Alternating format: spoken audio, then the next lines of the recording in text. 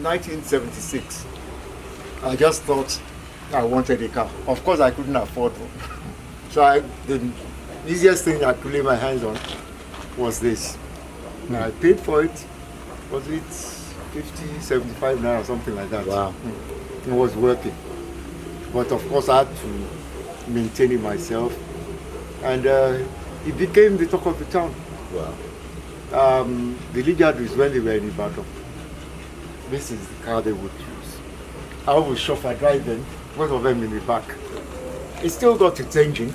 I'm just going to have to look for time, clean the dust off. At least it worked out the last time, about 4 or 5 years ago. Wow. So I'm sure I can put it back together. And so this car, is this the original engine? Yes. From 1976? It's a 1.1 1100 Morris mini engine. Wow. So that's 76, you would have been how old then?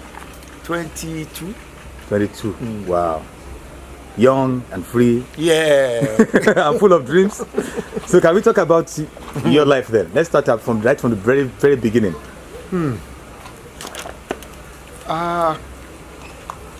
When I was about 8 years old in primary school, I was learning to play the piano in school, naturally, like we did then.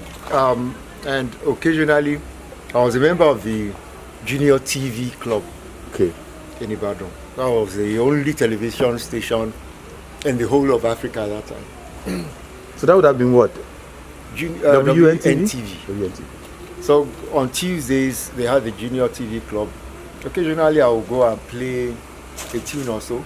So there was a particular occasion, there was this West Indian woman who came with her guitar, to accompany songs. So I fell in love with the guitar.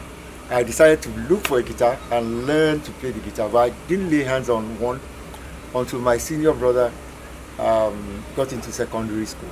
He met his peers there, and some of them had guitars. So he brought a guitar home, and he gave me the first lesson in guitar. And that's how I became a guitar player. From then, I started nursing the ambition of starting a band at that age. So how old were you then? 10. 10. I was going to 10, 1964. So I had to teach my classmates to play the drums, play the bass guitar, while I played the lead, and that's how we started. But there was a problem. We didn't have instruments, and we had to get instruments somehow. And of course, in those days, you had to pay for it. You had to rent equipment. So I started reading books. My father had a whole library of encyclopedia. So I started reading books on electronics, how to make an amplifier. It really sounded easy. So I studied electronics from there. That's how I started it. And of course, my father was very interested. He enrolled me for London City and Guilds at that early age. Got some kids from England, and thank God I passed the ordinary level. So it was just like that. I almost forgot about music, because I was beginning to enjoy electronics. So that's a story of how I fused the two together. I am the fifth in the family of 7, 2 junior brothers. My senior brothers went to other schools, local schools around. But when it was my turn to go into primary school, a new school, a private school, was started. So my father decided to put me there at the Diakwe, Mary Hill School. I didn't want to go. I loved it at home. Mommy's pet. I was about 5 then. When I got to Mary Hill, every class had a library, small library with cartoons and everything, a few musical instruments, drums, but the piano was the one that interested me. There was a piano. At that time, we didn't have access to a piano. We didn't have access to a piano. We weren't staying here then. We were staying at Makbo. So I just naturally fell in love with the school. In fact, usually I would wake my father up at 6 a.m. and tell him, look, we'll go and get ready. You're taking me to school. Wow. He was amazed that, you changed overnight. I said, yes, I want to learn to read. And of course, I want to learn to play the piano. And when I started playing around with the piano in school of my own, the music teacher, the class teacher, music teacher, decided to take me up and encourage me, teach me a couple of things, and I was moving on. So that's how it went. By the time I got to primary 4, the school had started organizing music courses, British standard music courses, for those who would care, So I was enrolled for it. The first stage, of course, we all passed, like 6 of us who were in. So that's how piano started. And I thought that would be the top of it. In fact, occasionally my father's senior brother, who was the organist in our church, St. David's Church, Kudeti, Anglican Church, would usually invite me to play one of the hymns during the evening service. We didn't have a big congregation, maybe 30, for the evening service. So he will ask me to play maybe 1 or 2 of the hymns. But there was a particular incident. There was an occasion he asked me to play the first hymn. Of course, I was doing a lot better then. By the time I finished the first hymn, my granduncle, my father's senior brother, had disappeared. He had left me with the big pipe organ. That, look, you're on your own. I'm going to play for the whole service. I managed to play, and since then I've been attached to the pipe organ also. Been attached to all instruments: guitar, trumpet, saxophone, clarinet. You can play all these instruments? Oh yes, just see it and I will decide to learn it. Wow. Double bass, violin. Wow. At one time or the other, at the time I was a trombonist, Wow. Because you see, every band I tried to start, I needed to be able to instruct, the musicians. So I had to know something about the instruments. Not just something, I had to know a lot about the instruments, so they don't keep me around. I tell them precisely what to do, what to play. So let's go back to the Aboderin name now. Oh yeah, sure. So this is an Ibadan family, or what are the original roots? Kudeti, Ibadan. Okay. Do you have any idea where, since we know that Ibadan is a city of migrants, do you have any original idea where they originally came from? Yes, Ada. Ada. Ada in Osun State. Okay. I've been there once and I discovered that we actually have a family house there that is still called Aboderin House. Wow. But of course, no Aboderin is still there anymore. Are you linked? Are you related to the ones in Lagos? Oh sure, Olu Aboderin. Yeah. So in what way? My father's junior brother. Wow. He too was very, very interested in music. We were born in the same grandfather's house. Wow. At Mako. Okay, so let's go back to. So now you've learned to play guitar and you're trying to put together this band. You're 10 years old. Yes. Let's take it from there again. Yes. We started our band. Most of the members were my classmates. We called the band Cadet 6. Cadet 6? Yes. And the school allowed this, or the school didn't know about it? They didn't care. They liked it. It didn't matter to them anyway. We didn't know that. We didn't know that they would, not care about it. We will usually, go and practice behind the classroom where the teachers are not seeing us. And occasionally, since my father had to drop me in school, I would sneak a guitar into the boot of the car. So when he drops me in school, I'll tell him my luggage is in the back of the car, take the guitar out and drop it in the gutter, thinking that my father would disagree with the idea. Not until I saw him strum a chord on the guitar. He said, so this is so much you can play this thing. I've been dodging it from you, So he bought us a harmonium, one of these organs you pedal, put it upstairs for us.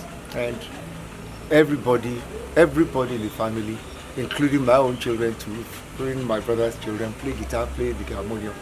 So it's a very musical family. It is. The talent or the gift is there. Yes, I believe so. I believe so. Let's continue our story from the age of 10. I ended up in Ibadan Grammar School. And I'll tell you how that happened. We had a program. We were built to play in one Catholic school called St. Teresa's College, just down the road, a girls' school. I was in primary 5 already then. So we got there. They had lots of bands from different Catholic schools to Loyola and so on. When we finished playing, in fact, people were marveled because we were really tiny. Wow. You know, and playing so much guitar, Santana and all that, you know, Jimi Hendrix. So 2 ladies came to me and asked me, how old am I? I told them. So what school are you? I told them. So what secondary school will you be going next year? I said, well, I don't know yet. I'm thinking of going to government college. I said, no, don't go to government college. Come to Ibadan Grammar School. And we have instruments there, we have guitar there, we have everything there. Somehow, I came home, tried to convince my father that that school you went is the same school I want to go. I said, yeah, school here will down more. It's not like it was in those days. But somehow, my grandmother, that's my father's mom, heard about it. I said, let him try. She took me personally to the principal, Alayande, who enrolled me straight. I didn't do any tests. Wow. They enrolled me straight. Hey, Aboderin, are you learning school? Just put me there. And I became the chapel pianist right from then until I left. From the year one? Year one. Till I left. I was a chapel keyboardist, pianist, organist. Everything jammed together. In secondary school, I discovered that some of my senior brothers' friends who could play guitar very well already, Laulu Oguni, I'm sure you know Laulu Oguni, was there. He was almost finishing school when I came in. So he encouraged me to, he plays the guitar. Okay. So, and he already had a band, Citadels or something. So they just drafted me into the band straight. This time I wasn't playing guitar, I was playing the keyboard because they didn't have anybody to play the keyboard. By the second year, I had formed my own band in Form 2. I went back to my guitar. Of course, I was still playing with the senior boys band, keyboard. So if we had any program in the school hall, I'll play with the senior boys, I'll play with the junior boys. In fact, it got to a stage, some people didn't even know what class I was. Because I was playing with the seniors, I was playing with the juniors, and I was the chapel pianist, you know. So all that put together, if I think about it now, really encouraged me a lot. Because nowadays, I see kids of that age who want to learn to play the guitar or just the flute. They're discouraged by their mothers. No, I want you to be a lawyer. No, Dr. Neil. This guy already has a natural feel for this thing. A lot of my classmates who I taught guitar and so on are doctors and lawyers now. But they still got that extra bit. They were able to satisfy their talents, you know. So what I do mostly now, when I see anybody like that, I try to encourage them. If it means bringing them to my personal studio, you know, just to show them that, look, sky's the limit. In our days, you would have to book at EMI for 6 months minimum to get into the studio. And if you had a cough, you couldn't sing, you would have to wait for another 6 months or 9 again to get back into the studio. And of course, you would have paid, you know. So we didn't have that facility, we didn't have that opportunity. In fact, it was from that time I made up my mind that I was going to make a studio myself. I was going to build it myself. I was going to build it from scratch, make all the panels, all the recorders myself, and of course, I eventually did. Wow. Okay, so secondary school now. Did you form? You had your primary school band. Grade 6. When you left, that you were done with that. That I'm sure you fell apart. So now secondary school. Did you form another band or? Several bands. It was like a different band every time. If somebody left, because someone else recruited, we'll just form another band. You know, at the time, we had a band called Heavy Head. Heavy Head. Heavy Head. I don't know where that name came from. I imagine you were playing rock. Oh, it was rock. It was rock. It was serious rock. You know, Heavy Head. Just form a name. In fact, it was like if we had a program, a new program, we'll just decide to change the name of the band again, add somebody else. Maybe somebody comes in for lower 6 and the person can sing or play some instrument. We just disband and reform, you know. So it was like a band every time. Every 3 months, something else is happening. So when you go to Ibadan Grammar School, you found out that lady's statement was actually true? Yes, they had equipment. They had everything. They had a music teacher. who fell in love with me immediately, a young West Indian. So if you showed any aptitude, any interest, you could do music. Oh, sure. In fact, some of my teachers who are still alive today, when they see me, they call me Guitar Boy. Now, this boy never attended classes, but he passed. If you are looking for him, you'll find him in the hall playing piano or in the chapel playing the organ.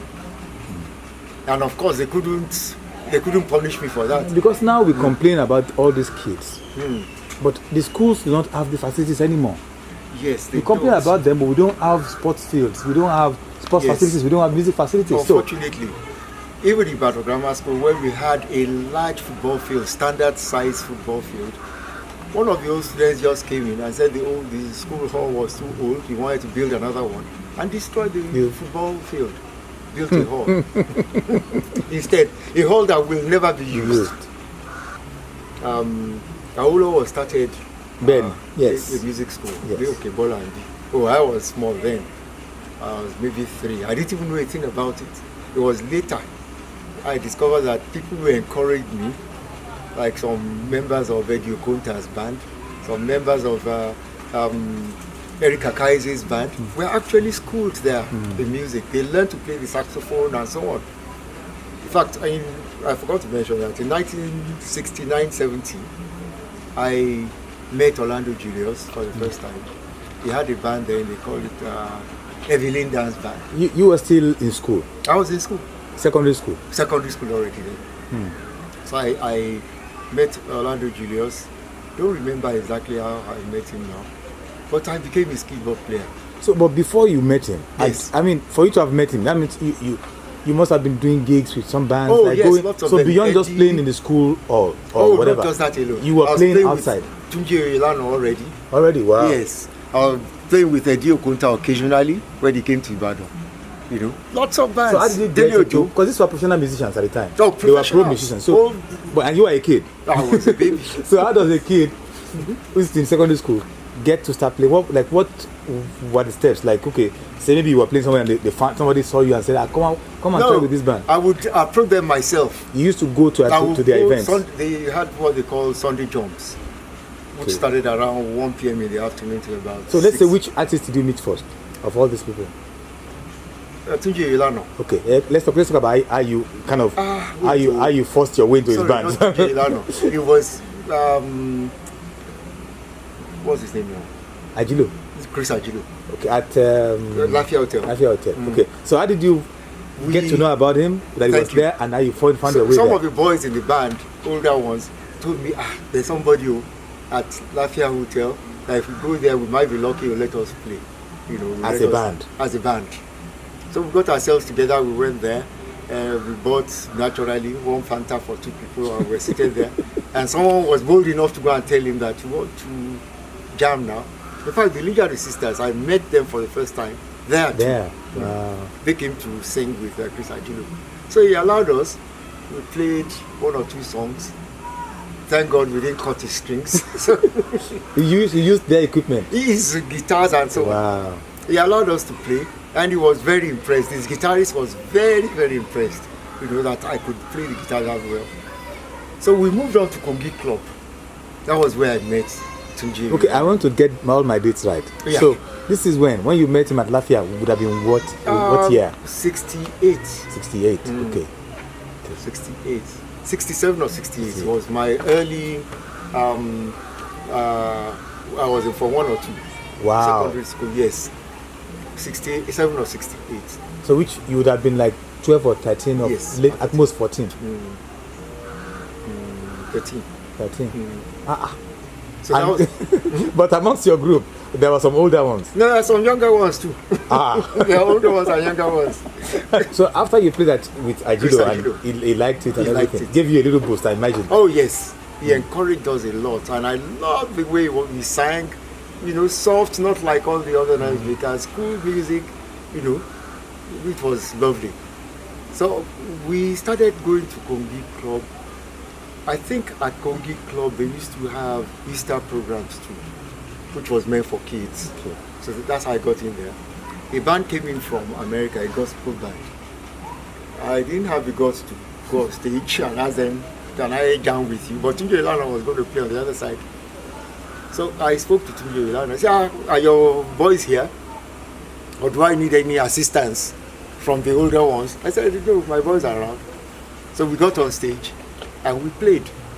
So the young Americans who came, their organ player got interested and became my friend, and I started playing with them.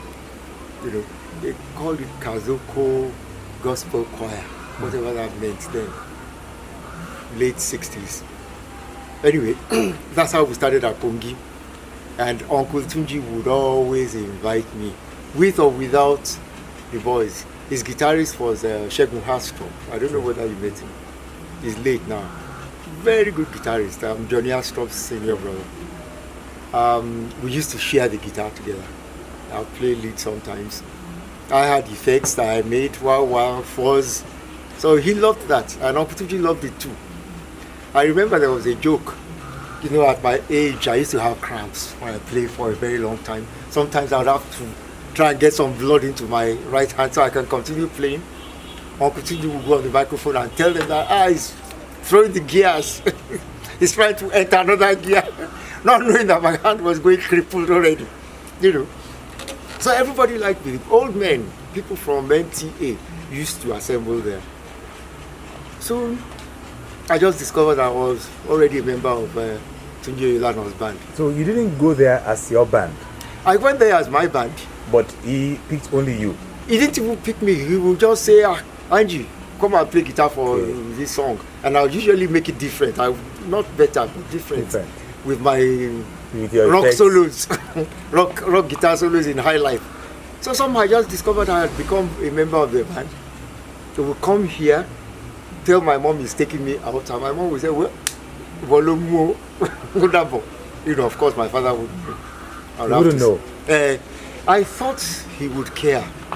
You know, he would be scared that you know. But later I discovered that he was a completely different person when it came to talking about talents. Because he really, really did encourage me. You know, gave me money, you know, buy this, buy that. You know, when he discovered that I was really doing it. I remember the first statement he made. I was in that room upstairs. My junior brother came to meet me there. And my father was always quarreling with him because the boy never wanted to do anything. He said, look, go and carry your book. Your brother has decided we'll be joining wires together. Let him be joining his wires. You go and carry your book. So I felt kind of bad that maybe my father didn't like the idea. His radiogram. Radiogram, yes. I turned it into a combo. Wow. Unfortunately, I couldn't reverse it. Oh. It could only, when I turned it into a combo, I couldn't get it to receive stations anymore. So it was permanently for our guitars. So in 1976, when I traveled, he gave me dashed me some money. I traveled to England. I bought spare parts, came back and built him a stereo amplifier. I still have it. And the radiogram turned combo is still there. I'm not throwing it away. It's still there. I keep them. You know, because when guys come around, kids, I like to tell them a bit of how I started. And look, it wasn't easier then. In fact, it was more difficult. Now you are making it artificially difficult. It was naturally difficult then. Things are available, but you are making it difficult. I don't know why. The government, I don't know, the structure, everything is not catering for these kids at all, for talented kids at all. Okay, so let's go back to, so you met Ajilo. You are like maybe 13. Yes, 12, 13. And then you get crashed and found your way somehow into Tunji Oyelano's band. So, and you're playing there, but you're still in school. Yeah. So can we go on, let's continue from there, your musical journey, and let's go from there. So were these gigs like every weekend with Oyelano? And then yes. how did you meet other musicians, like let's say Orlando Julius? Yes, these gigs were usually every weekend. Kongi Club, they always had something on Sundays, maybe Saturday night. So those were very regular. Kongi Club, was it like a place where you had poetry and drama? Was it something like that? Yes, that's it. So people like would have been there. He started it. He started it. The Okay. Kongi Club. And where was it located? Adamasinga. Adamasinga. So, and around here, we had a lot of musicians living down the road. Eddie Okota was living at Odeon. Erika Kaiser was living down there. Oye and his modern sets around there. Dele Ojo, just 200 yards. So this Okeado, Yes. Okebola axis would have been like the epicenter of entertainment in Ibadan at that time. entertainment. They had so many clubs. Of course, we didn't like going to those clubs because find drunken people, prostitutes, and so on in those days. And I was too small to, in fact, try to enter any of those places. But the other was, and I was more interested in learning to, play various instruments and build them too. There was a carpenter just out there who would help me to carve anything. I would do the electronics, he would carve the wood for my guitar and so on. So you were building your own guitars at that age? Oh yes, I was. I left one in the primary school. In fact, I hope it's still there. 60 years old. I hope it's still there. So I enjoyed doing that, building my own stuff. I think that was the catch. Anything that I could do, I would just love it. So there was Dele Ojo there too. At the time, he heard about me. He came to meet me and told me about some equipment he brought from America, and they couldn't fix them. And someone suggested that there's this young guy there who probably understands the new technology. That's how we became friends. And I never got to play with him, but I learned a lot from him. Okay. His style of music was completely different from what I wanted to play. It was more of percussion than just one guitar. And a lot of his equipment are still here grounded. Wow. in my shed there. I met Oyeshiku. And all this was around this time? You are meeting all these people? Yes, between 68 and 76. Okay.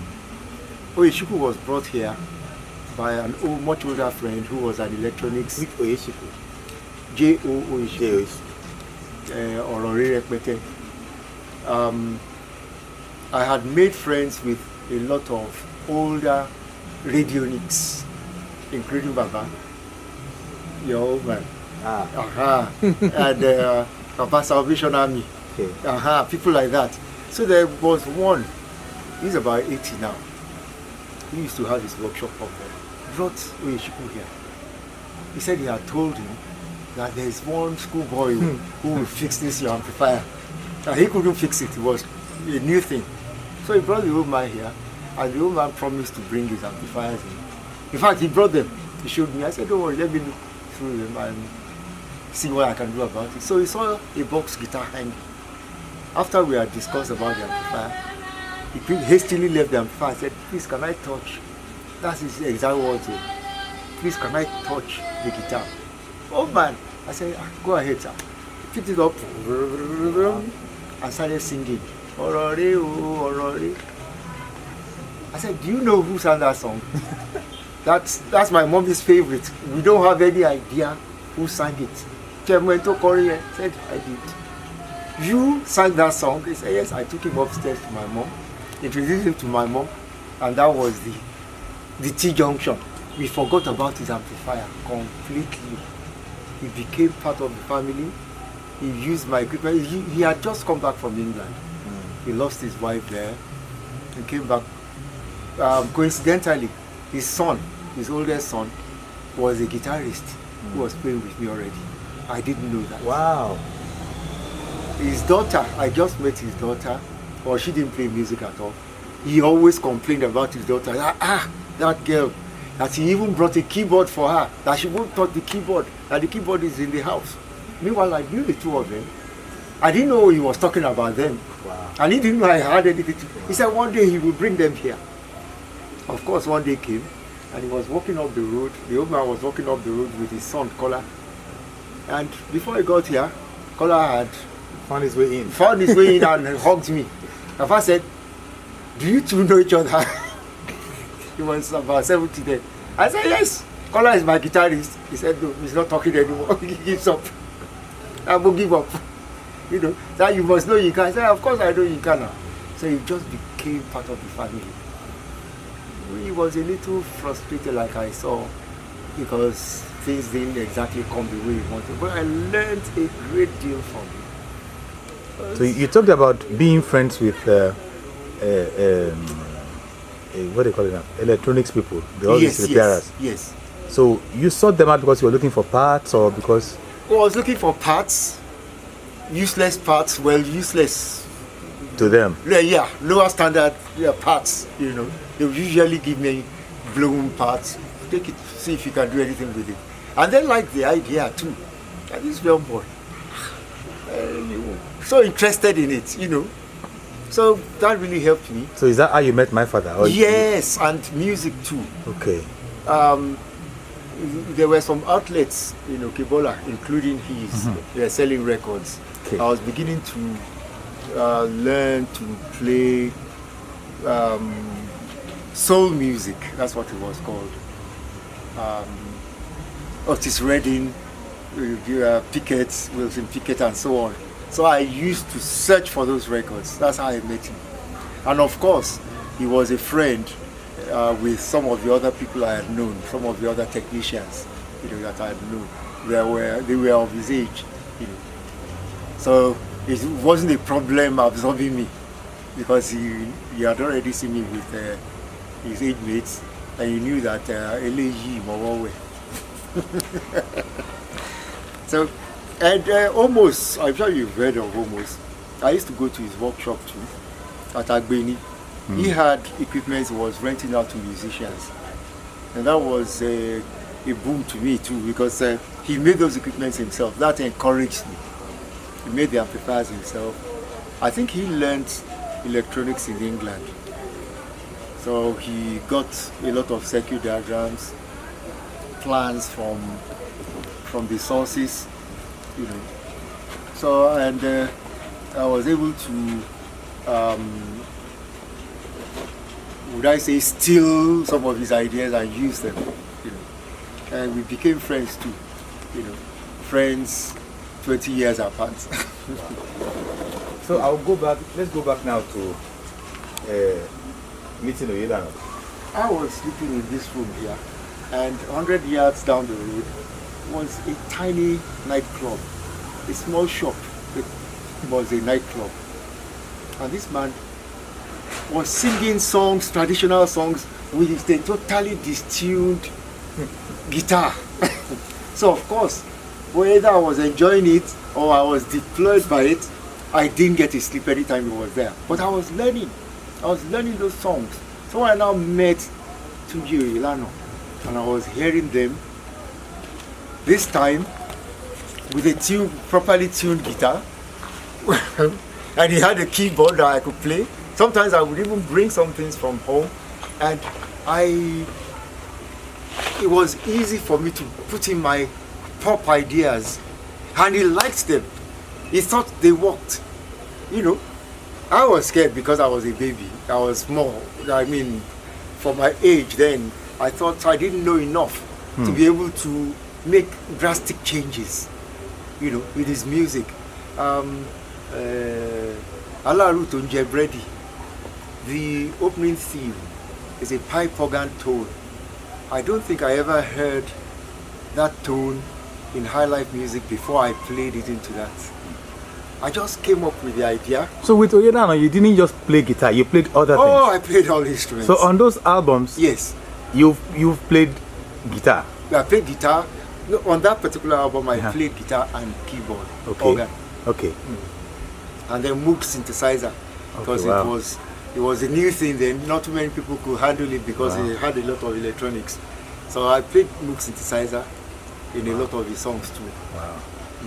You see, he allowed me, so to say, he allowed me to spoil his songs if I wanted to.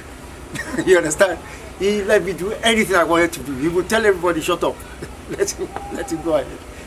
In fact, he employed me in UI as an instructor of music, you know, and I discovered that the first few students I had were actually 2 or 3 years my senior in secondary school. Wow. And they complained. And this guy, all he had then was school sets, and you are bringing him to university to teach his seniors. You know what Uncle Tuji told them? He said, look, if you like, come to his classes. So if you don't come, you will fail.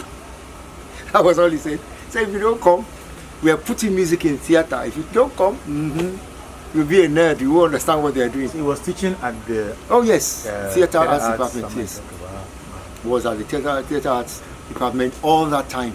Okete, Alaru to Njebredi, Omobato, Yederu. It was there. It was there. We'll go back to him later. So let's talk about your journey now. So you've met Oyelano and Yes. you're still going to Kongi and Of still course. playing with him every time. So how did you meet other musicians? Who else did you play with? I talked about Eddie Okonta. He was living at Odeon. It was a short spell, really, maybe 2 years. He had a regular thing at Paradise Hotel, where Femi Johnson is located now. So I used to go there on Sundays. Just go there. They had a stool for the bass guitarist, which was too high for me. So after a few pleasantries, maybe I'll buy the bass guitarist a soft drink. He will get on the stool, put me on the stool and put the bass guitar on my leg. And then of course everybody will look back, bass yet now, you know. Because I was now playing something completely different from the two-stroke double bass high life style. I was adding feeling, taking solos. And like I said, that really helped me because I was allowed to do it within a restricted area or a normally restricted, a no-go area. They allowed me. The same thing with Orlando. What happened with Orlando Julius was he was playing James Brown as well as his Olu and so on. I was playing the keyboards. And of course, when it was time for solo, I would play something completely different from what they were used to. I'll play Jimmy Smith style jazz solo, which kind of, according to them, helped me while I was learning and things like that. Because I used to, when we were living at Mako, I was much smaller. So I used to see Egungun. We would usually pass in front of our house, sometimes stop to, honor the elders in the house. I was hearing all the jargon. I didn't understand it until I met these musicians who I could actually ask questions, particularly to Ilano. And look, this song, what is it all about? What's the meaning? He in fact took me back to when he was much younger. With his permission, I'll tell you the story. He said he used to follow Egunguns in Abeokuta. I got to a stage, the Egungun will carry some kind of funny load covered up, and he would usually lead the song, and then the crowd will take it over from there. So he was always hearing the chorus, not this man in front. So he offered to carry the lantern. They always carry the lantern. He said he offered to carry the lantern, so he will be next to the leader. That's where he got all those ideas from. All those Egba style of singing. He now really understood it, He did that until, and of course they had a tradition. They would usually dance a couple of steps forward, and in synchrony, they turn it to reverse for maybe a few steps, and then another set of steps, without anybody orchestrating, without anybody conducting. You can imagine, nobody conducting. So he was with the Egungun, could get it as close as possible, so he could hear the thing. Meanwhile, it was time to reverse. So the Egungun girls ended up with the load on his face to back up. So he still has his scar there. Wow. He still has his scar on his face. So he said that's how desperate he too was as a young man to learn these things. Unfortunately, at that time for him, there weren't so many people who were able to teach him too much about guitar or keyboards, but he learned it on his own in school. And he's quite a good guitarist too and keyboardist. Who else now? Then let's talk about OJ then. Yes. I think I now remember. There used to be Rational bookshops at Okebola there. The Circle. That was my area all the time. So I used to go to Rational bookshops to play with their keyboards. So as time went on, the owner of Rational arranged something that we could have a little fiesta in front of that place towards Christmas, that me and others who wanted to play we'll play the keyboard there at high volume, attracting more customers and so on, just playing Christmas carols. So I met one guy, his name is Bolaji, he's late now. He too used to play the keyboard. So he mentioned it to me that, have I met OJ? I said, yes, I know OJ, but at a distance. He said he's going to have a show that weekend that we should go together. The show was at Cocoa House, where you have the ShopRite thing now. It was a United States Information Service auditorium in those days, the late 60s, early 70s. So I went there and I was awarded the opportunity of playing with him once. So he invited me for rehearsals, and that's how we started playing together. But there was one thing I told him, he wanted to learn to play the keyboard. He couldn't play the keyboard then at all. So I started showing him a few things on the keyboard, and he promised to start teaching me saxophone. He in fact gave me his alto saxophone. He started playing the tenor sax then. He gave me his old rusty alto sax, which I was playing around with. I didn't know exactly where to start. Unfortunately for me, not too long after that, Rufy Edwards took the equipment back. So he had to go back to his old rusty instruments. So he had to come and retrieve his alto saxophone without giving me even one lesson. The next time we met was in Lagos. And me, I had mastered all those instruments. It was like 20 years after. I had mastered the saxophone so well. And we became friends again. I thought he remembered. Not until Latoya mentioned to him that, look, do you know that that man is Shady Blue's father? So Orlando, OJ came to me and said, you OJ's father? I said, Egbo. So you don't remember me? Said, please remind me. I said, Obitola Road, he used to come and pick me up. I told him the vehicle he was using then, between 69 and 70. He was like, wow, it's a small world though. That was like 20 years after, you know. Was it maybe more than 20 years? What was it like then at the time when you met him? It was heaven. He was young, bustling, of course, a rascal, like you would expect. So he wasn't this quiet person at the time? No! Because in his later years he became quite quiet He and wasn't quiet laid back. at all. He wasn't quiet. I don't remember him smoking or using drugs, but he used to drink beer a bit. And he was the women's man. There were lots of girls, you know, jumping over themselves to meet him. He was very energetic and he wasn't easy going like this at all. He was the typical Nigerian musician rascal, which we became to later. So in this time, there were all this, there's Paradise. Yes. Then there was Independence. Independence. And then which other places would have been jumping? There was Metro. Okay. Metro just down the road here. There was Ifelodu, Mokola. Okay. They had about 5 nightclubs around that Mokola overhead bridge. You know. And each one had a resident band? Oh, yes. Each one had instruments, alto, tenor, saxophones, trumpets, trumpets, drum set. It was like, if you didn't have it, you didn't start a nightclub. You had to have instruments. And they would bring people from everywhere, from Port Harcourt, you know, to come and play. They didn't have to bring their instruments. And it was an opportunity for me too. I was meeting a lot of musicians from outside, you know, like that. They were kind of interested. This young, well-fed boy, what are you doing here? You know, I tell them this is what I do. Because a lot of them would have come from very difficult backgrounds. Difficult backgrounds. Difficult. Tony Gray, I don't know whether you... I hear he's late now. This was his place. If he had an engagement in Lagos, he would spend 3 or 4 days here.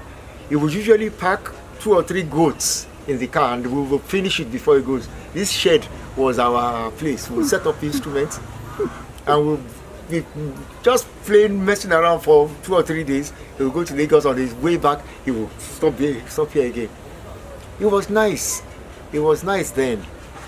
And when you say musicians were rascals then, they were useful rascals, not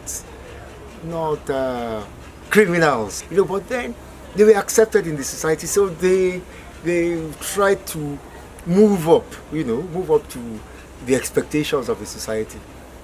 But today you tell people you're a musician, they all will expect you as this, you are that. You know. In fact, that started from around the time Fela was really going strong. You know, Fela was a different person completely. I met him a couple of times. The only time we got very close was at EMI. I went with Julius. We went to record, and I remember him advising us jokingly, what are we doing with these British people? That they will cheat us. Go somewhere else, don't record here. Of course, he needs Julius from Aboderin. Because I actually heard that they were quite close. Oh, they were. They were very, very close. So he met me, and naturally he took a liking. But you know, he's kind of person. Second time I met him was through Epifanio, who used to stay with me here too, because I produced quite a couple of his music. So he got a transfer to Ibadan and was staying with me. Most of the time we were playing guitar with the Nubia sisters. We recorded a couple of things together, and then met Fela again.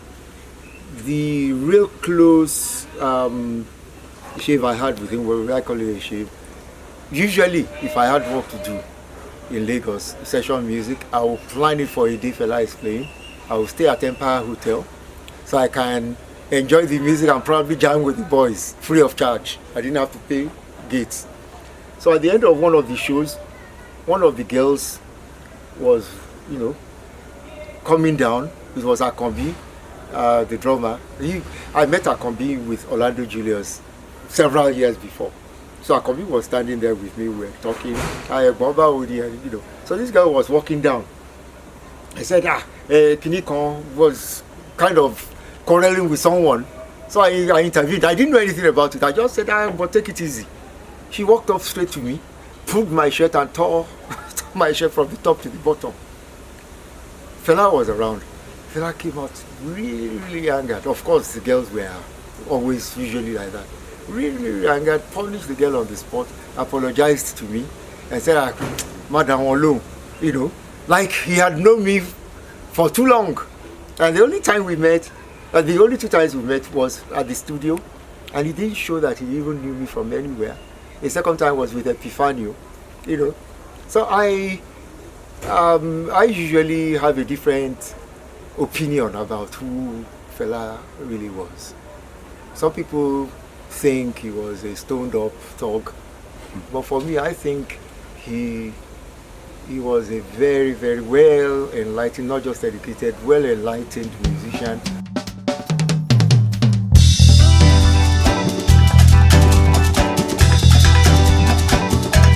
The sisters, first time I met them was at Gogo nightclub. Okay. I was sitting there hoping to be able to play something on stage, you know. So while we were there, I saw these 2 girls, I thought. I didn't realize they were like 10 years older than me. These 2 girls just strolled in and they went on stage. After a few jokes here and there, they went on the microphone and they sang. We didn't talk.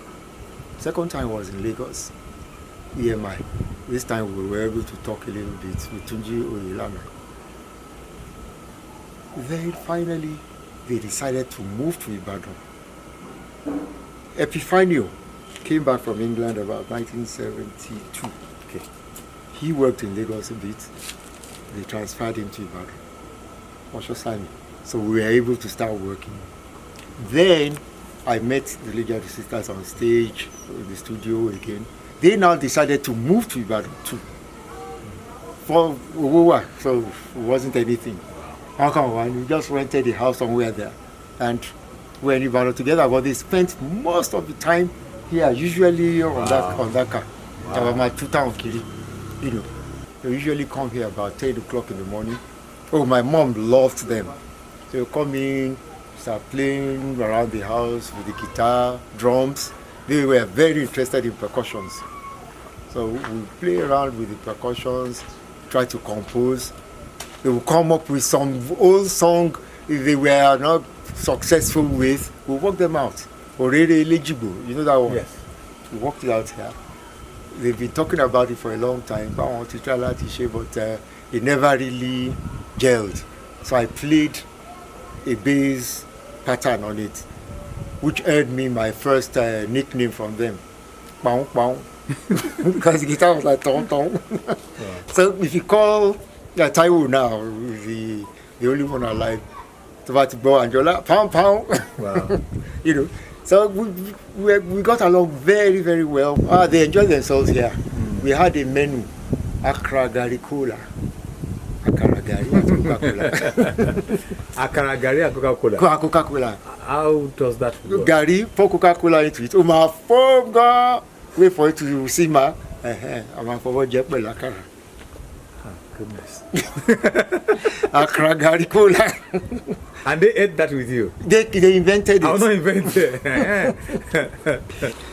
What was it Baba Irano like?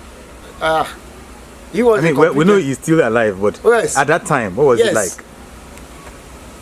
What it was like and what it still is. Complete gentleman. Very active on stage. He was a fantastic composer when it comes to poetry and Yoruba music. Fantastic. Rhymes. Fantastic.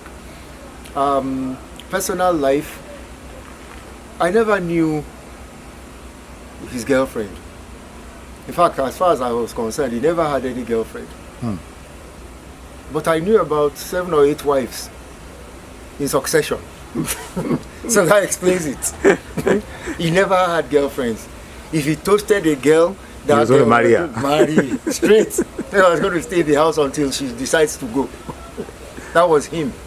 And he was a woman's woman. In fact, he still is a woman's woman.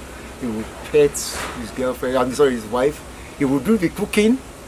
At the time, Tai and Kennedy Ligard were staying in this house. He never allowed them to go to the kitchen. I go, Anjola, today show a gem. He goes to the kitchen, prepares the best meal there, serves us. And if I decided to stay over in his house, he would sleep in the sitting room and allow us to stay in the bedroom. There was only one, it was a room and parlor apartment there. You know, he would leave the bed. Very long, he wants to straighten his back. You know, he was that kind of gentleman. And he did that till recently too. When Wole Soyinka turned 75, we were asked to come and perform, you know, with him. They called us the Kogi Boys. So we were there, we performed. Unfortunately, Wole Soyinka's son, who was supposed to arrange hotel rooms for us, just made a mistake somehow and arranged just one room for the whole lot of us. So when we got to the hotel, he said, yes, you have a reservation. They gave us one key. Come on, we're married. Anyway, we got there and Uncle Tunji took one pillow, went on the rug and said he had a broken back or something. And don't worry, I lost his only bed. I said, what's you? If you're sleeping on the carpet, I'm sleeping on the carpet. But the rest of the band slept on the bed. He was like that. It was like that. If we went for an engagement in Lagos, usually, he would stop us at Shagamu, give us enough money to eat anything you want to eat, because he knows the tradition then was if you went to play in a party, they won't serve the musicians until the party was over. So we make sure we were satisfied, eat well, so if we got to the party and they now decide to serve us, we'll just be staring at their food. We didn't need it. And he will usually pay us so well that at the end of the day we'll come into the back. Anjola showed you 5,000. Brother, I don't have anything left. You know, he has to pay everybody well. At times, there was a time I took my girlfriend at that time, my wife. She sings too, you know her essay. We went with Uncle, I drove to Lagos, we went to his program. She wasn't going to do anything, she just came. So Uncle said, you're a musician, now come on stage. So she sang chorus and played claves in 1 or 2 songs. At the end of the day, she was paid for coming with me. She was paid. And usually, it will be me that will suffer. Uncle Tuju will pay me later on at home. Say, I just share the 5,000. He was like that. So it was fair to his musicians. He was a gentleman to the core, to his musicians. He was a gentleman. And I noticed too that his musicians would do anything for him. there was a day, one chief Aboderin got police to arrest him in the middle of the night while we were playing, that he abducted his daughter. Of course, at that time, his daughter was Uncle Tuji's wife, as far as we were concerned. So they arrested him at Adama Singa, took him to Yagonku. You know, the entire band strolled from Adama Singa to Yagonku police station because he was arrested. We all left the stage. We left the fans there. Wow. We strolled there. We walked there. And when the police saw us, this is serious. They granted us his bail. They said, okay, Emamulo, we know he can't run away. And we explained that, look, the person who made the allegation, where is he? He said he's sleeping at home. So why should this man be here? I beg, let's take him away, John. And that was what we did. You know. So he was a gentleman. How long did you play with him for? Like how? I still play with him. Up till now? Up till now. We still spoke last if he's night. in this country? Oh, you're we'll use on my stage. equipment. Yes. So I want to talk more about, I know, so what was the process like? He composed the song? Yes. He brought it to the rehearsal? Yes, in a way. Or had he composed like all the instrumentation? No. No. Far from that. All the instrumentalists were really so good.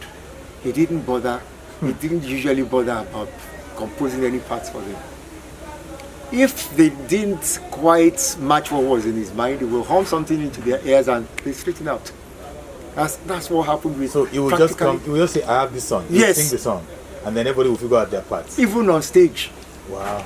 That impromptu. Even on stage, he maybe just discovered that the occasion was a little different from what he expected. He will compose something for that occasion on an exercise book.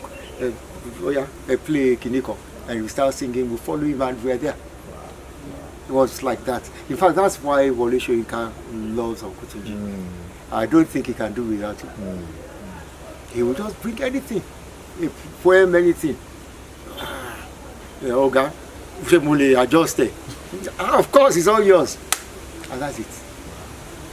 He's a talent. He really is.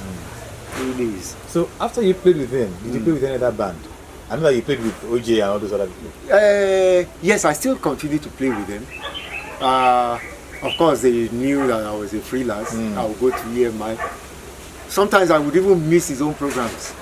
Uncle Tuji's programs, and he didn't mind. He got to a stage, some of his boys started leaving. They were getting too old, the challenge was too much. And I was bringing in new hands from my own band. I already had a band. You still had your own band? Okay, yeah, I still had my band.